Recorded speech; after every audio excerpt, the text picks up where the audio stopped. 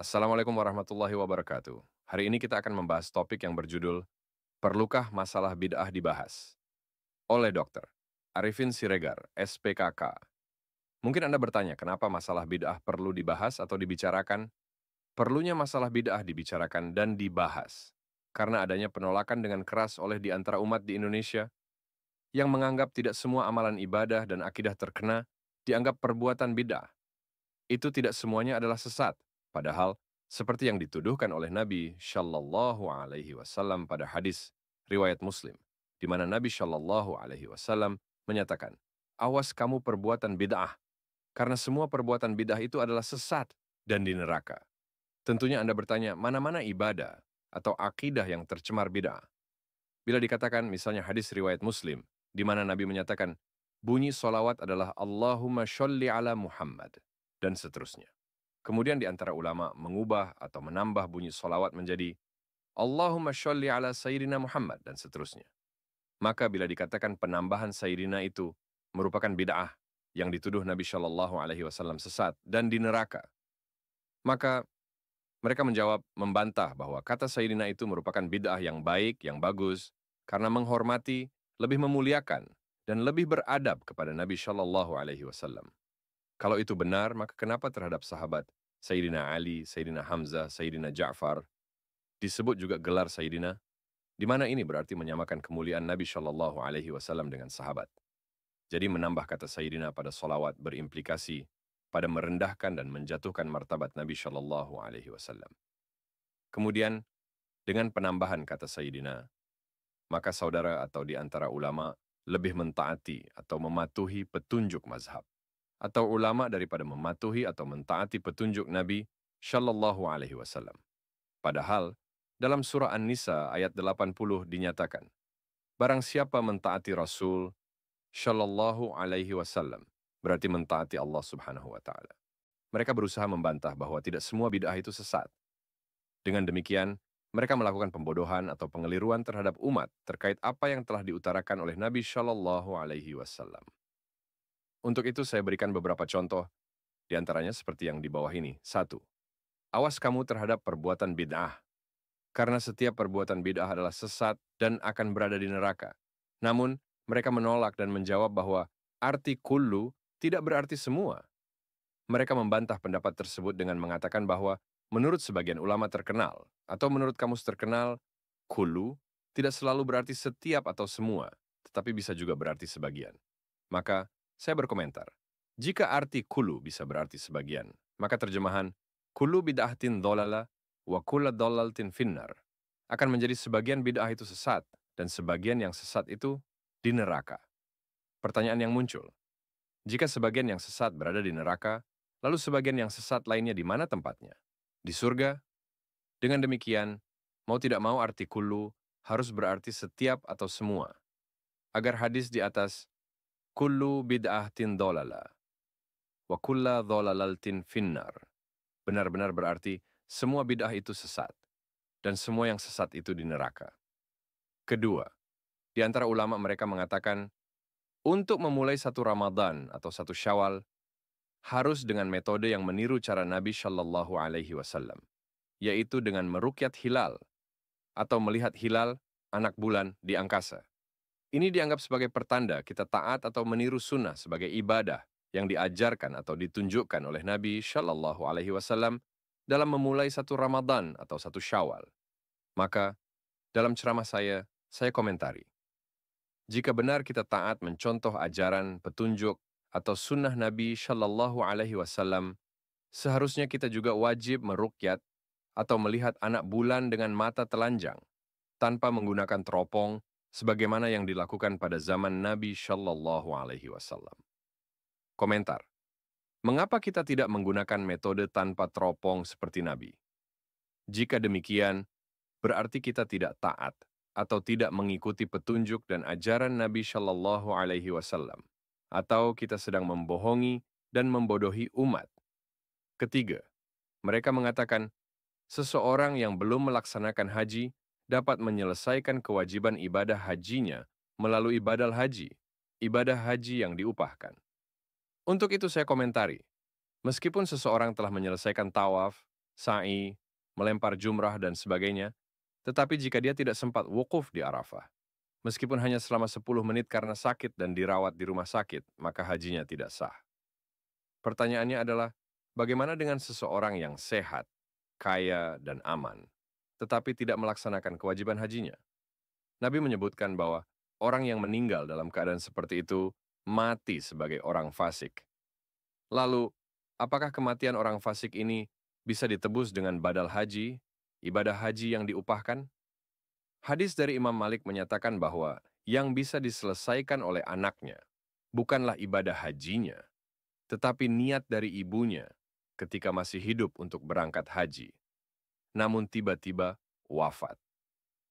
Pertanyaan yang muncul adalah, apakah ini bukan merupakan bentuk pembodohan terhadap umat? Apakah kita tega membiarkan pengarahan atau ceramah yang menyesatkan? Keempat, mereka menyamakan arti kata hadiah pahala dengan mendoakan agar pahala disampaikan kepada yang sudah wafat. Ketahuilah, arti menghadiahkan berarti pahala itu sudah ada. Misalnya ketika kita membaca surah Yasin, kita menganggap bahwa kita sudah mendapatkan pahala, atau kita beranggapan bahwa kita yang menciptakan pahala tersebut. Kemudian kita menghadiahkan pahala itu kepada yang sudah wafat, yang berarti kita seolah menjadi pabrik pahala. Padahal, arti mendoakan adalah memohon kepada Allah Subhanahu wa Ta'ala agar orang yang sudah wafat diampuni dosanya dan diterima semua amal ibadahnya oleh Allah. Komentar. Dengan menyamakan arti menghadiahkan dengan mendoakan, mereka menjadikan ini sebagai dasar untuk membolehkan menghadiahkan pahala. Misalnya dari membaca surah Yasin untuk yang sudah wafat. Kelima, bila diajak membahas sebagai contoh, apakah batal wudhu ketika menyentuh istri atau tidak? Maka mereka berkomentar bahwa tidak usah mempermasalahkan, membahas, atau membicarakan masalah tersebut, karena perbedaan pendapat itu adalah masalah khilafiyah. Komentar.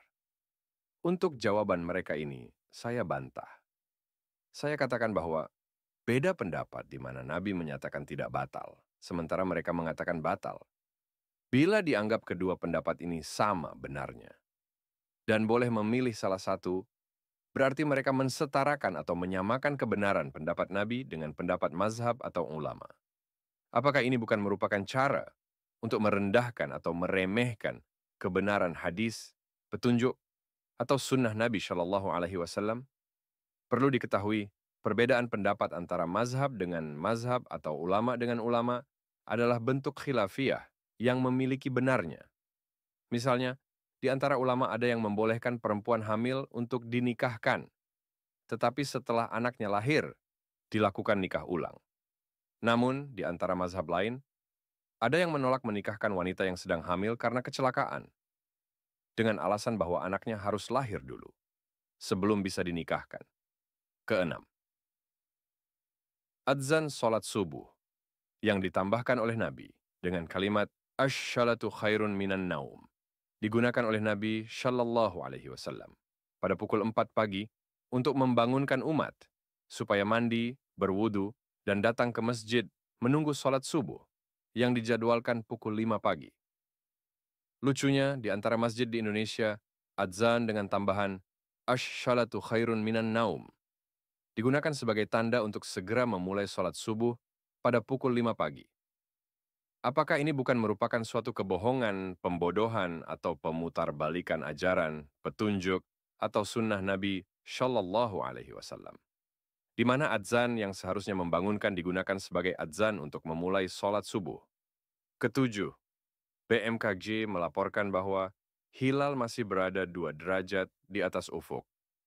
Kemudian ada kesepakatan bahwa jika hilal belum berada di atas ufuk lebih dari 3 derajat, maka tidak mungkin dapat dilihat dengan teropong sekalipun.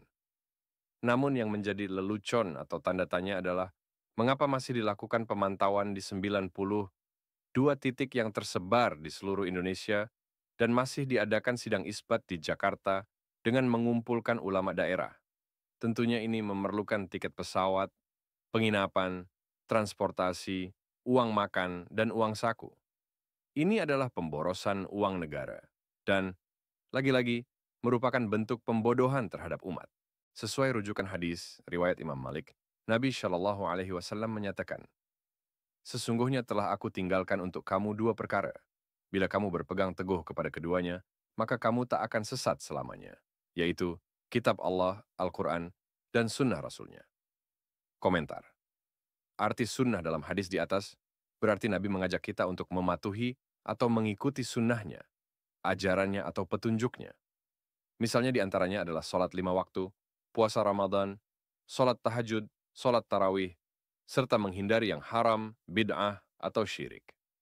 Namun, ada di antara ulama yang mengartikan kata sunnah di atas dengan arti sunat, atau hal yang tidak wajib. Jika artinya sunat, maka konsekuensinya adalah bahwa yang disuruh Nabi Shallallahu Alaihi Wasallam untuk kita ikuti sebagai sunnahnya hanyalah hal-hal yang sunat saja, seperti sholat tarawih, puasa 6, dan lain sebagainya. Dengan demikian, sholat 5 waktu, puasa Ramadan, dan sebagainya yang wajib dianggap tidak perlu diikuti sebagai ajaran Nabi Shallallahu Alaihi Wasallam. Komentar. Dengan beberapa contoh yang saya kemukakan di atas, ini adalah bukti bahwa meskipun saya bukan lulusan jurusan agama Islam, saya terpanggil untuk terlibat dan tidak membiarkan hal-hal bid'ah dan syirik terjadi di masyarakat Islam di Indonesia.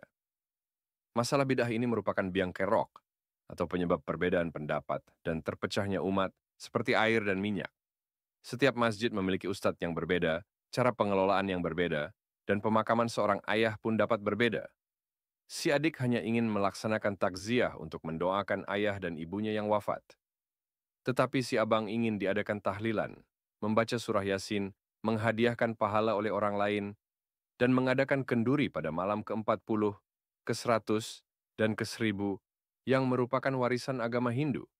Selain itu, si adik tidak mau adzan ketika jenazah ayah dan ibunya dimasukkan ke liang lahat, sedangkan si abang bersikeras bahwa itu wajib dilakukan. Hal ini berakibat pada pertengkaran di antara mereka. Meskipun saya di dalam dakwah ini menghadapi tantangan dan pencemoohan dari sebagian umat, saya akan terus berdakwah demi lillahi ta'ala. Mohon doa restu dari kita semua. Amin ya rabbal alamin. Terima kasih telah menyaksikan ceramah ini. Semoga apa yang telah kita bahas dapat memberikan inspirasi dan pemahaman baru bagi kita semua. Jangan lupa untuk like, share, dan subscribe untuk mendapatkan konten-konten menarik lainnya. Sampai jumpa di video berikutnya. Wassalamualaikum warahmatullahi wabarakatuh.